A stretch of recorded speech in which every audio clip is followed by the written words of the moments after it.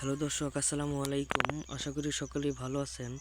তো দর্শক, দেখতে পাচ্ছেন আমরা কিভাবে আমাদের চাষের জমিতে আমরা কিভাবে সরিষা গাছগুলো চাষ করে থাকি। তো বন্ধুরা, এই সরিষা গাছগুলো চাষ করে অনেক কৃষক ভাইরাই কিন্তু লাভবান হয়েছে। তো বন্ধুরা, আপনারাও কিন্তু এই ধরনের সরিষা গাছগুলো আপনারাও কিন্তু আপনাদের বাড়িতে চাষ করতে পারেন, কারণ এই সরিষা গাছগুলো চাষ করে আপনারাও লাভবান হতে পারবেন ভালো ধরনের। কারণ এই সরিষা গাছগুলো বন্ধুরা দেখতে পাচ্ছেন পুরো জমিতে কিন্তু এই ধরনের সরিষা গাছগুলো রোপণ করা হয়েছে, কারণ এতে প্রচুর পরিমাণে লাভবান।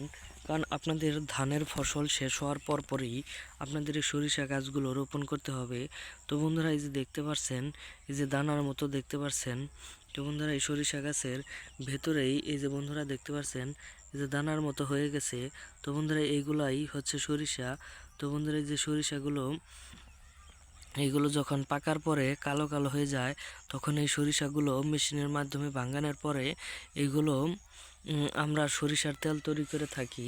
তো বন্ধুরা, এই সরিষার তেলগুলো কিন্তু আপনার রান্নার কাজে কিংবা আরও অন্যান্য কাজে কিন্তু ব্যবহার করে থাকেন।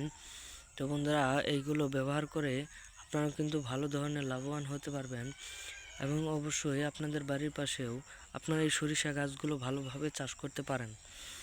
তো বন্ধুরা, আমাদের ভিডিওটি যদি আপনাদের একটু ভালো লেগে থাকে তাহলে অবশ্যই কমেন্টে আপনাদের মতামতটি জানিয়ে যাবেন। ধন্যবাদ সকলকে। সকলে ভালো থাকবেন, সুস্থ থাকবেন। আসসালামু আলাইকুম।